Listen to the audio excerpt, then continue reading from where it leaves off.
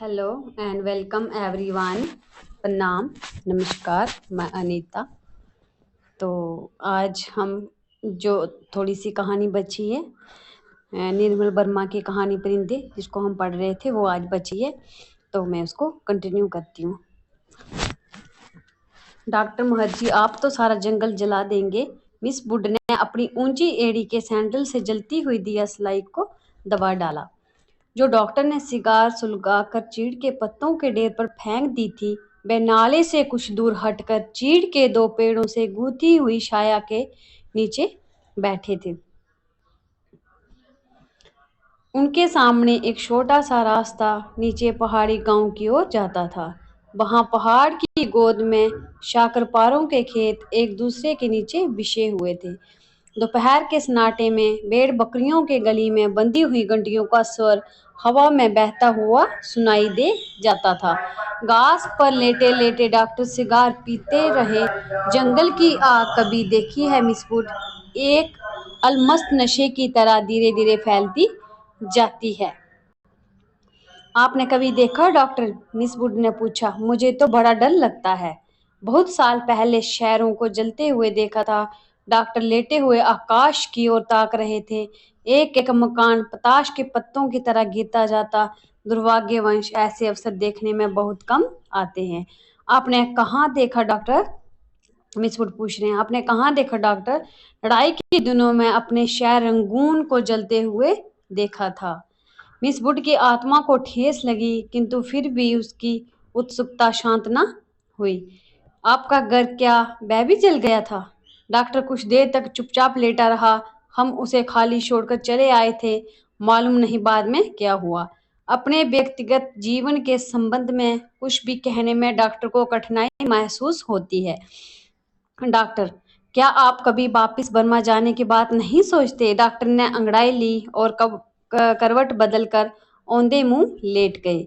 उनकी आंखें मूंद गई और माथे पर बालों की लटें झूल आई। सोचने से क्या होता है मिस वुड?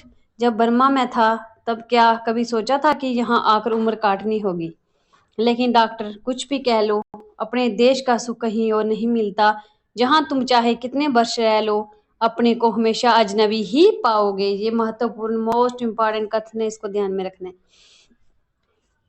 डॉक्टर ने सिगार के धुएं को धीरे धीरे हवा में छोड़ दिया। दरअसल अजनबी तो मैं वहां भी समझा जाऊंगा मिस वुड। इतने वर्षों बाद मुझे कौन पहचानेगा? इस उम्र में नए सिरे से रिश्ते जोड़ना काफी सिरदर्द का काम है। कम से कम मेरे बस की बात नहीं है।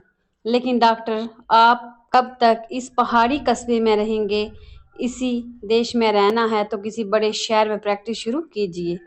प्रैक्टिस बढ़ाने के लिए कहाँ कहाँ बढ़ता फिरूंगा मिस वुड। जहाँ रहो वहीं मरीज मिल जाते हैं। यहाँ आया था कुछ दिनों के लिए, फिर मुद्दत हो गई और टिका रहा। जब कभी जी उबेगा कहीं चला जाऊंगा। जड़ें कहीं नहीं जमती तो पीछे भी कुछ नहीं छूट जाता। मुझे अपने बारे में कोई गलतफहमी नहीं है मिस वुड, मैं सुखी हूँ। ये हमने देखा डॉक्टर और मिस वुड का वार्तालाप। आगे देखते हैं। मिस वुड ने डॉक्टर की बात पर विशेष ध्यान नहीं दिया। दिल में वह हमेशा डॉक्टर को उच्च श्रृंखले, लापरवाह और सन की समिति रही है, किंतु डॉक्टर के चरित्र में उनका विश्वास है। ना जाने क्यों डॉक्टर ने जाने अनजाने में उनका कोई परिणाम दिया हो, जे उन्हें याद नहीं पड़ता। ठीक है। मिस वुड ने एक ठंडी सांस भरी। वह हमेशा ये सोचती थी कि यदि डॉक्टर इतना आलसी और लापरवाह ना होता तो अपनी योग्यता के बल पर काफी चमक सकता था।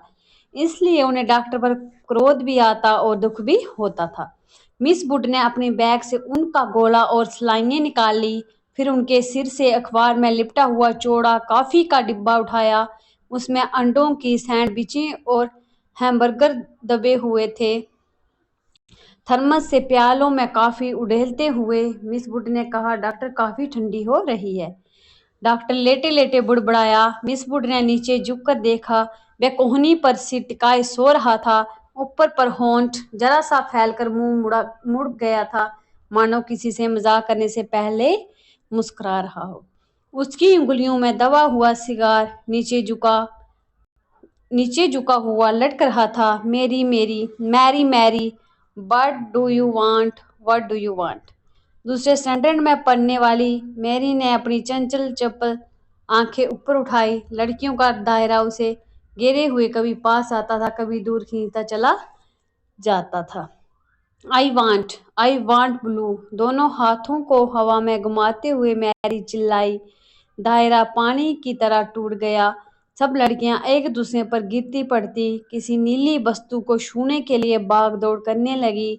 लंच समाप्त हो चुका था। लड़कियों के छोटे छोटे दल मिडोज में बिखर गए थे। ऊंची क्लास की कुछ लड़कियां चाय का पानी गर्म करने के लिए पेड़ों पर चढ़कर सूखी टहनियां तोड़ रही थी।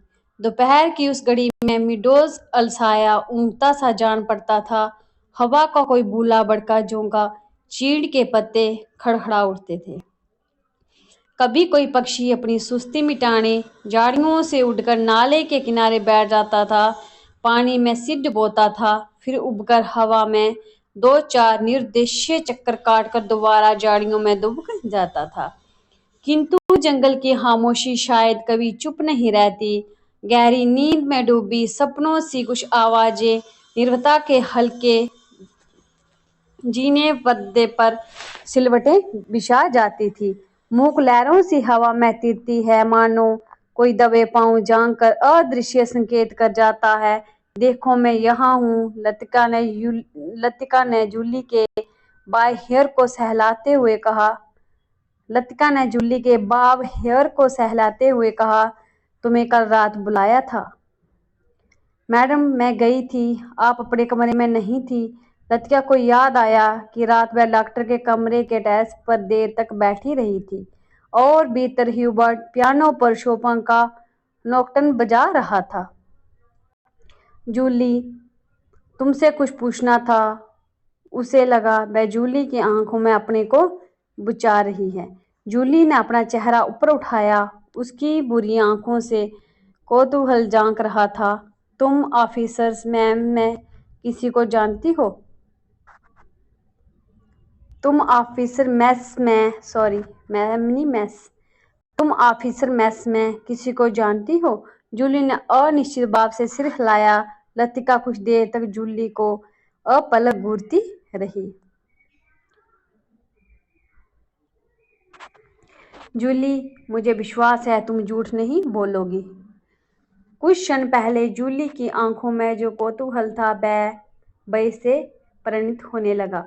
लतिका ने अपनी जैकेट की जेब से एक नीला लिफाफा निकालकर जूली की गोद में फेंक दिया। ये किसकी चिट्ठी है? जूली ने लिफाफा उठाने के लिए हाथ बढ़ाया, किंतु फिर एक क्षण के लिए उसका हाथ कांपकर ठिठक गया। लिफाफे पर उसका नाम और हॉस्टल का पता लिखा हुआ था। थैंक यू मैडम, मेरे भाई का पत्र है, वे झांसी में रहते हैं। जूली ने घबराहट में लिफाफे को अपने सरकड़ की तहों में छिपा लिया। जूली, जरा मुझे लिफाफा दिखाओ। लतिका का स्वर तीखा कर्कश सा हो आया। जूली ने अनमने भाव से लतिका को पत्र दे दिया। तुम्हारे भाई झांसी में रहते हैं? किसने पूछा? लतिका ने। जूली इस बार कुछ नहीं बोली। उसकी उद्भ्रांत उखड़ी सी आंखें लतिका को देखती रहीं। ये क्या है? जूली का चेहरा सफेद फीका पड़ गया। लिफाफे पर कुमाऊं रेजिमेंटल सेंटर की मोहर उसकी ओर घूर रही थी। कौन है जे? लतिका ने पूछा। उसने पहले भी हॉस्टल में उड़ती हुई अफवाह सुनी थी कि जूली को क्लब में किसी मिलिट्री अफसर के संग देखा गया था, किंतु ऐसी अफवाहें अक्सर उठती रहती थी और उसने उन पर विश्वास नहीं किया था। जूली, तुम अभी बहुत छोटी हो। जूली के होंठ कांपे। उसकी आंखों में निरीह जांचना का भाव गिर आया। अच्छा अभी जाओ, तुमसे छुट्टियों के बाद बातें करूंगी। जूली ने लजाई दृष्टि से लिफाफे को देखा। कुछ बोलने को उद्यत हुई, फिर बिना कुछ कहे चुपचाप वापस लौट गई। लतिका देर तक जूली को देखती रही, जब तक वह आंखों से ओझल नहीं हो गई। क्या मैं किसी होनहार बुढ़िया से कम हूँ? अपने अभाव का बदला क्या मैं दूसरों से ले रही हूँ? शायद कौन जाने, शायद जूली का ये प्रथम परिचय हो उस अनुभूति से जिसे कोई भी लड़की बड़े चाव से संजो कर संभल कर संजोकर संभाल कर अपने में छिपाए रहती है। एक अनिर्वचनीय सुख जो पीड़ा लिए है, पीड़ा और सुख को डुबोती हुई उमड़ते जवर की खुमारी जो दोनों को अपने में समो लेती है, एक दर्द जो आनंद से उपजा और पीड़ा देता है। यही इस देवदार के नीचे उसे भी यही लगा था। जब गिरीश ने पूछा था, तुम चुप क्यों हो? वह आंखें मूंद सोच रही थी। सोच कहाँ रही थी, जी रही थी उस क्षण को जो भय और विस्मय के बीच बीजा था, बहका सा पागल क्षण। वह अभी पीछे मुड़ेगी तो गिरीश की नर्वस मुस्कुराहट दिखाई दे जाएगी। उस दिन से आज दोपहर तक का अतीत एक दुस्वप्न की मानित टूट जाएगा। वही देवदार है जिस पर उसने अपने बालों के क्लिप से गिरीश का नाम लिखा था। पेड़ की छाल उतरती नहीं थी, क्लिप टूट टूट जाता था। तब गिरीश ने अपने नाम के नीचे उसका नाम लिखा था। जब कभी कोई अक्षर बिगड़ कर टेढ़ा मेढ़ा हो जाता है, तब वह हंसती थी और गिरीश का कांपता हाथ और भी कांप जाता था। लतिका को लगा कि जो वह याद करती है वही भूलना भी चाहती है, लेकिन जब सचमुच भूलने लगती है तब उसे भय लगता है, जैसे कोई उसकी किसी चीज को उसके हाथों से छीनने लिए जा रहा है।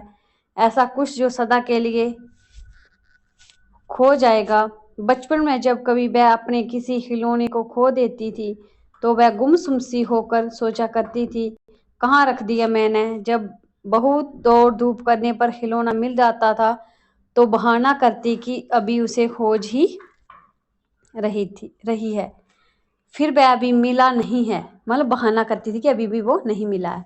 जिस स्थान पर खिलौना रखा होता, जानबूझकर उसे छोड़कर घर के दूसरे कोने में उसे खोजने का उपक्रम करती, तब खोई हुई चीज याद रहती, इसलिए भूलने का भय नहीं रहता था। आज वह उस बचपन के खेल का बहाना क्यों नहीं कर पाती? बहाना शायद करती है, उसे याद करने का बहाना जो भूलता जा रहा है। दिन महीने बीते जाते हैं और वह उलझी रहती है। अनजाने में गिरीश का चेहरा धुंधला पड़ता जाता है।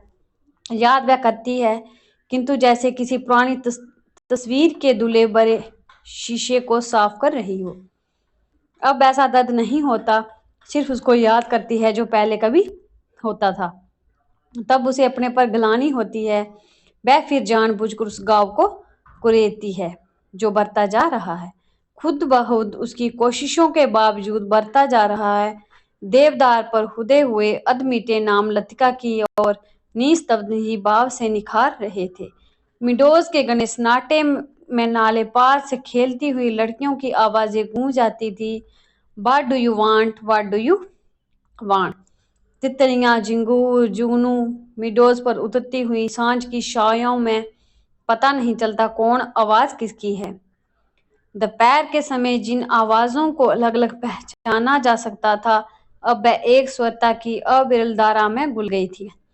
घास से अपने पैरों को पोंछता हुआ कोई रेंग रहा है, झाड़ियों के झुरमुट से परों को फड़फड़ाता हुआ झपट कर कोई ऊपर से उड़ जाता है, किंतु ऊपर देखो तो कहीं कुछ भी नहीं है। मिडोज के झरने का कड़कड़ाता स्वर जैसे अंधेरी सुरंग में झपाटे से ट्रेन गुजर गई हो और देर तक उसमें सीटियों और पहियों की चित्कार गूंजती रही हो। पिकनिक कुछ देर तक और चलती, किंतु बालों की तहें एक दूसरे पर चढ़ती जा रही थी। पिकनिक का सामान बटोरा जाने लगा। मिडोज के चारों ओर बिखरी हुई लड़कियां मिस वुड के इर्द गिर्द जमा होने लगी।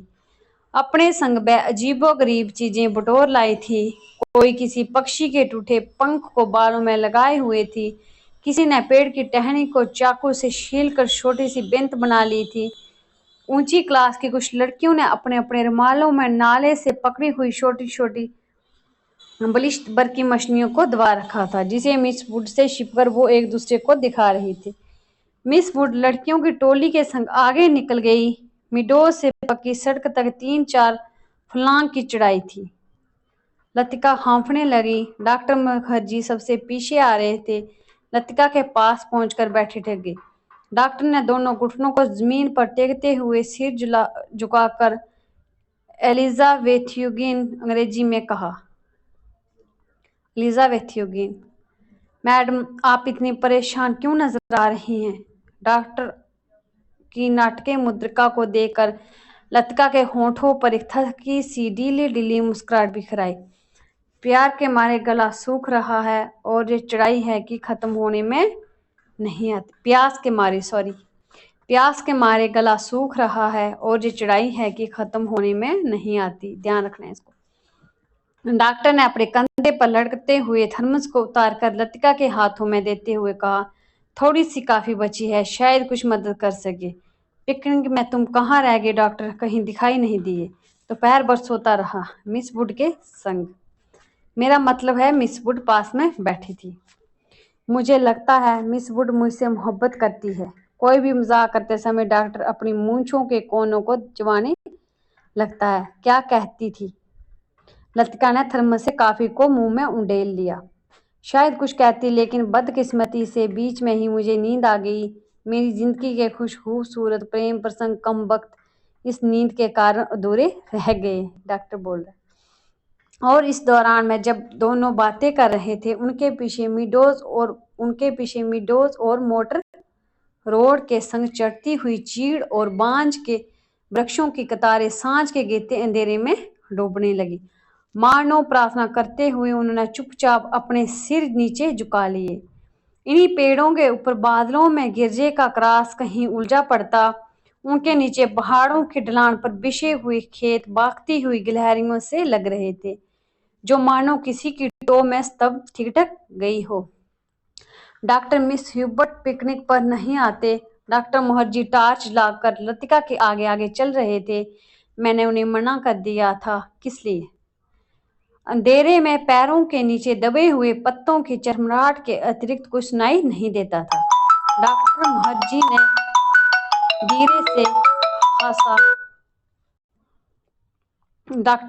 धीरे से खांसा। पिछले कुछ दिनों में मुझे संदेह होता जा रहा था कि ह्यूबर्ट की छाती का दर्द शायद मामूली दर्द नहीं है। डॉक्टर थोड़ा सा हंसा, जैसे उसे अपनी ये गंभीरता अरुचिकर लग रही हो। डॉक्टर ने प्रतीक्षा की, शायद लतिका कुछ कहेगी, किंतु लतिका चुपचाप उसके पीछे चल रही थी। ये मेरा महज शक है। शायद मैं बिल्कुल गलत हूँ, किंतु ये बेहतर होगा कि वह अपने एक फेफड़े का एक्सरे करा ले। इससे कम से कम कोई भ्रम तो नहीं रहेगा। आपने मिस्टर ह्यूबर्ट से इसके बारे में कुछ कहा है? अभी कुछ नहीं कहा। ह्यूबर्ट जरा सी बात पर चिंतित हो उठता है, इसलिए कभी साफ नहीं हो पाता। डॉक्टर को लगा उसके पीछे आते हुए लतिका के पैरों का स्वर सहसा बंद हो गया है। उन्होंने पीछे मुड़कर देखा। लतिका बीच सड़क पर अंधेरे में शाया सी चुपचाप निश्चल खड़ी है। डॉक्टर, लतिका का स्वर भराया हुआ था। क्या बात है मिस लतिका, आप रुक क्यों गई? डॉक्टर, क्या मिस ह्यूबर्ट? डॉक्टर ने अपनी टॉर्च के माध्यम रोशनी लतिका पर उठा दी। उसने देखा लतिका का चेहरा एकदम पीला पड़ गया है और वह रह रहकर पत्ते सी कांप जाती है। मिस लतिका, क्या बात है? आप तो बहुत डरी सी जान पड़ती हैं। कुछ नहीं डॉक्टर, मुझे कुछ याद आ गया था। वह दोनों फिर चलने लगे। कुछ दूर जाने पर उनकी आंखें ऊपर उठ गईं। पक्षियों का एक बेड़ा दुमिल आकाश में त्रिकोण बनता हुआ पहाड़ों के पीछे से उनकी ओर आ रहा था। लतिका और डॉक्टर सिर उठाकर इन पक्षियों को देखते रहे। लतिका को याद आया, हर साल सर्दी की छुट्टियों से पहले ये परिंदे मैदानों की ओर उड़ते हैं, कुछ दिनों के लिए बीच के इस पहाड़ी स्टेशन पर बसेरा करते हैं, परीक्षा करते हैं बर्फ के दिनों की, जब वह नीचे अजनबी अनजाने देशों में उड़ जाएंगे। क्या वह सब भी प्रतीक्षा कर रहे हैं? वह डॉक्टर मुखर्जी, मिस ह्यूबर्ट, लेकिन कहाँ के लिए? हम कहाँ जाएंगे? किंतु उसका कोई उत्तर नहीं मिला। उस अंधेरे में मीडोज के जन्ने के बुतेले स्वर और चीड़ के पत्तों की सरसराहट के अतिरिक्त कुछ सुनाई नहीं देता था। लतिका हड़बड़ाकर चौंक गई। अपनी छड़ी पर झुका हुआ डॉक्टर धीरे धीरे सीटी बजा रहा था। मिस लतिका, जल्दी कीजिए, बारिश शुरू होने वाली है। हॉस्टल पहुंचते पहुंचते बिजली चमकने लगी थी, किंतु उस रात बारिश देर तक नहीं हुई। बादल बरसने भी नहीं पाते थे कि हवा के थपेड़ों से धकेल दिए जाते थे। दूसरे दिन तड़के ही बस पकड़नी थी, इसलिए डिनर के बाद लड़कियां सोने के लिए अपने अपने कमरों में चली गई। जब लतिका अपने कमरे में गई तो उस समय कुमाऊं रेजिमेंट सेंटर का बिगुल बज रहा था। उसके कमरे में करीमुद्दीन कोई पहाड़ी धुन गुनगुनाता हुआ लैंप में गैस पंप कर रहा था। लतिका उन्हीं कपड़ों में तकिए को दोहरा करके लेट गई। करीमुद्दीन ने उड़ती हुई निगाह से लतिका को देखा, फिर अपने काम में जुट गया। पिकनिक कैसी रही मैम साहब? तुम क्यों नहीं आए? सब लड़कियां तुम्हें पूछ रही थी। लतिका को लगा दिन भर की थकान धीरे धीरे उसके शरीर की पसलियों पर चिपटती जा रही है। अनायास उसकी आंखें नींद के बोझ से झपकने लगी। मैं चला आता तो ह्यूबर्ट साहब की तीमारदारी कौन करता? दिन भर उनके बिस्तर से सटा हुआ बैठ रहा और अब वह गायब हो गए हैं। करीमुद्दीन ने कंधे पर लटकते हुए मेचे कुचेले तौलिए को मैले कुचैले होना था यहाँ पर, तौलिए को उतारा और लैंप के शीशे की गर्दन पोंछने लगा। लतिका की अंधमुंधी आंखें खुल गई। क्या ह्यूबर्ट साहब अपने कमरे में नहीं है? खुदा जाने इस हालत में कहाँ भटक रहे हैं। पानी गर्म करने कुछ देर के लिए बाहर गया था। वापिस आने पर देखता हूँ कि कमरा खाली पड़ा है। करीमुद्दीन बड़बड़ाता हुआ बाहर चला गया। लतिका ने लेटे लेटे पलंग के नीचे चप्पलों को पैरों से उतार दिया। ह्यूबर्ट इतनी रात कहाँ गए हैं? किंतु लतिका की आंखें फिर झपक गई। दिन भर की थकान ने सब प्रश्नों पर पूंजी लगा दी थी। मानो दिन भर आंख मिचौड़नी खेलते हुए उसने अपने कमरे में दया को छू लिया था। अब वह सुरक्षित थी। कमरे की चारदीवारी के भीतर उसे कोई नहीं पकड़ सकता था। दिन के उजाले में वह गवाह थी, मुजरिम थी। हर चीज का उसे तकाजा था। अब इस अकेलेपन में कोई गिला नहीं, उलाहना नहीं, सब खींचातानी खत्म हो गई है। जो अपना है वह बिल्कुल अपना सा हो गया है। जो अपना नहीं है उसका दुख नहीं, अपनाने की फुर्सत नहीं। महत्वपूर्ण है, मोस्ट इंपॉर्टेंट है यहाँ पर। लतिका ने दीवार की ओर मुंह घुमा लिया। लैंप के फीके आलोक में हवा में कांपते पर्दों की छाएं हिल रही थी।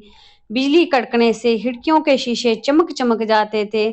दरवाजे चटकने लगते थे जैसे कोई बाहर से धीमे धीमे खटखटा रहा हो।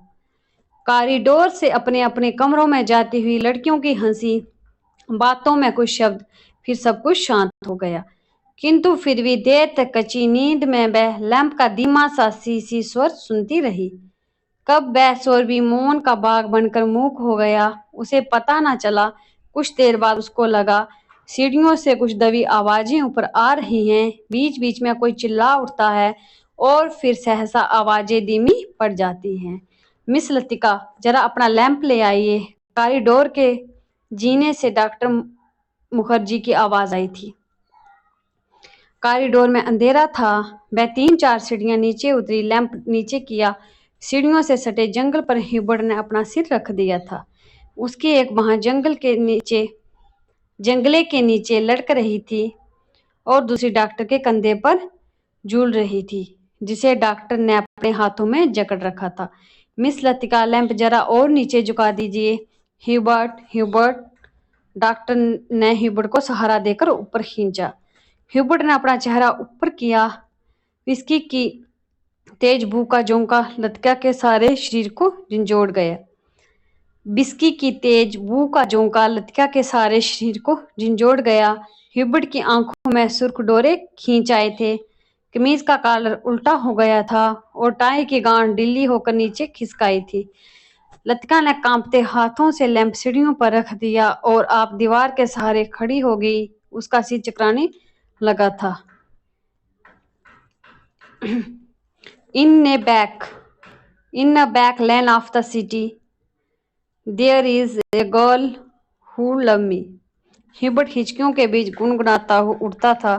Hubert please please. डॉक्टर ने ह्यूबर्ट के लड़खड़ाते शरीर को अपनी मजबूत गिरफ्त में ले लिया, क्योंकि वो नशे में था। मिस लतिका, आप लैंप लेकर आइए। आप लैंप लेकर चलिए। लतिका ने लैंप उठाया। दीवार पर उन तीनों की छायाएं डगमगाने लगी। In a back lane of the city there is a girl who love me. Hubert doctor Mukherjee के कंधे पर सिर टिकाए अंधेरी सीढ़ियों पर उल्टे उल्टे पैर रखता चढ़ रहा था। डॉक्टर हम कहाँ हैं? ह्यूबर्ट पूछ रहा है क्योंकि वो नशे में था। ह्यूबर्ट सहसा इतनी जोर से चिल्लाया कि उसकी लड़खड़ाती आवाज सुनसान अंधेरे में कॉरिडोर की छत से टकरा कर देर तक हवा में गूंजती रही। ह्यूबर्ट पर गुस्सा आ गया। फिर अपने गुस्से पर ही उसे खींच सी हो आई और वह ह्यूबर्ट की पीठ थपथपाने लगा। कुछ बात नहीं है ह्यूबर्ट डियर, तुम सिर्फ थक गए हो। ह्यूबर्ट ने अपनी आंखें डॉक्टर पर गड़ा दी। उसमें एक भयभीत बच्चे की सी कातरता झलक रही थी, मानो डॉक्टर के चेहरे से वह किसी प्रश्न का उत्तर पा लेना चाहता हो। ह्यूबर्ट के कमरे में पहुंचकर डॉक्टर ने उसे बिस्तर पर लटा दिया। ह्यूबर्ट ने बिना किसी विरोध के चुपचाप जूते मोजे उतरवा दिए। जब डॉक्टर ह्यूबर्ट की टाई उतारने लगा तो ह्यूबर्ट अपनी कोहनी के सहारे उठा। कुछ देर तक डॉक्टर को आंखें फाड़ते हुए घूरता रहा, फिर धीरे से उसका हाथ पकड़ लिया। डॉक्टर, क्या मैं मर जाऊंगा? ह्यूबर्ट पूछ रहा है। कैसे बात करते हो ह्यूबर्ट? डॉक्टर ने हाथ छुड़ाकर धीरे से ह्यूबर्ट का सिर तकिए पर टिका दिया। Good night Hubert. Good night doctor. Hubert ने करवट बदल दी। Good night mister Hubert, Latika का स्वर सिर गया। किंतु ह्यूबर्ट ने कोई उत्तर नहीं दिया। करवट बदलते ही उसे नींद आ गई थी। कॉरिडोर में वापस आकर डॉक्टर मुखर्जी रेलिंग के सामने खड़े हो गए। हवा के तेज झोंकों से आकाश में फैले बादलों की परतें जब कभी इकट्ठी हो जाती, तब उनके पीछे से चांदनी बुझती हुई आग के धुएं सी आसपास की पहाड़ियों पर फैल जाती थी। आपको मिस्टर ह्यूबर्ट कहाँ मिले? लतिका कॉरिडोर के दूसरे कोने में रेलिंग पर झुकी हुई थी। क्लब के बाहर उन्हें देखा था। मैं ना पहुंचता तो न जाने कब तक बैठे रहते। डॉक्टर मुखर्जी ने सिगरेट जलाई। उन्हें अभी एक दो मरीजों के घर जाना था। कुछ देर तक उन्हें टाल देने के इरादे से वह कॉरिडोर में खड़े रहे। नीचे अपने क्वार्टर में बैठा हुआ करीमुद्दीन माउथ ऑर्गन पर कोई पुरानी फिल्म धुन बजा रहा था। आज दिन भर बादल छाए रहे, लेकिन खुलकर बारिश नहीं हुई। क्रिसमस तक शायद मौसम ऐसा ही रहेगा। कुछ देर तक दोनों चुपचाप खड़े रहे। कॉन्वेंट स्कूल के बाहर फैले लॉन से जिंगरों का अनवरत स्वर चारों ओर फैली निस्तब्धता को और भी अधिक घना बना रहा था। कभी कभी ऊपर मोटर रोड पर किसी कुत्ते की रिहाट सुनाई पड़ जाती थी। डॉक्टर, कल रात आपने मिस्टर ह्यूबर्ट से कुछ कहा था मेरे बारे में? लतिका पूछ रही है। वही जो सब लोग जानते हैं, और ह्यूबर्ट जिसे जानना चाहिए था नहीं जानता था। डॉक्टर ने लतिका की ओर देखा। वह जड़वंत अविचलित रेलिंग पर झुकी हुई थी। वैसे हम सब की अपनी अपनी जिद होती है। कोई छोड़ देता है, कोई आखिर तक उससे चिपका रहता है। महत्वपूर्ण। डॉक्टर मुखर्जी अंधेरे में मुस्कुराए। उनकी मुस्कुराहट में सूखा सा वृत्त सा भाव भरा था। कभी कभी मैं सोचता हूँ मिस लतिका, किसी चीज को ना जानना यदि गलत है, तो जानबूझकर ना भूल पाना, हमेशा जों की तरफ से चिपके रहना, ये भी गलत है। सब महत्वपूर्ण है। बर्मा से आते हुए मेरी पत्नी की मृत्यु हुई थी। मुझे अपनी जिंदगी बेकार से लगी थी।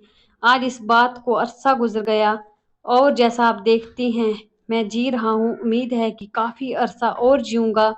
ज़िंदगी काफ़ी दिलचस्प लगती है, और यदि उम्र की मजबूरी ना होती तो शायद मैं दूसरी शादी करने में भी।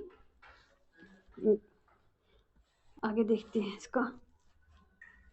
इन कथनों को ध्यान में रखना है।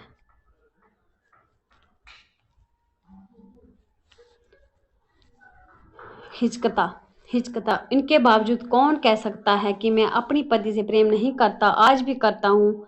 लेकिन लतिका का गला रुंध आया था। क्या मिस लतिका? डॉक्टर, सब कुछ होने के बावजूद वह क्या चीज है जो हमें चलाए चलती है? हम रुकते हैं तो भी अपने रेले में वह हमें घसीट ले जाती है। महत्वपूर्ण। लतिका को लगा कि वह जो कहना चाह रही है कह नहीं पा रही, जैसे अंधेरे में कुछ खो गया है जो मिल नहीं पा रहा, शायद कभी नहीं मिल पाएगा। ये तो आपको फादर एलमंड ही बता सकेंगे मिस लतिका। डॉक्टर की खोखली हंसी में उसका पुराना सनकीपन उभर आया था। अच्छा, चलता हूँ मिस लतिका, मुझे काफी देर हो गई है। डॉक्टर ने डीएसएलआर जलाकर घड़ी को देखा। Good night miss Latika. Good night doctor. Doctor के जाने पर लतिका कुछ देर तक अंधेरे में रेलिंग से सटी खड़ी रही। हवा चलने से कॉरिडोर में जमा हुआ कोहरा सिहर उठता था।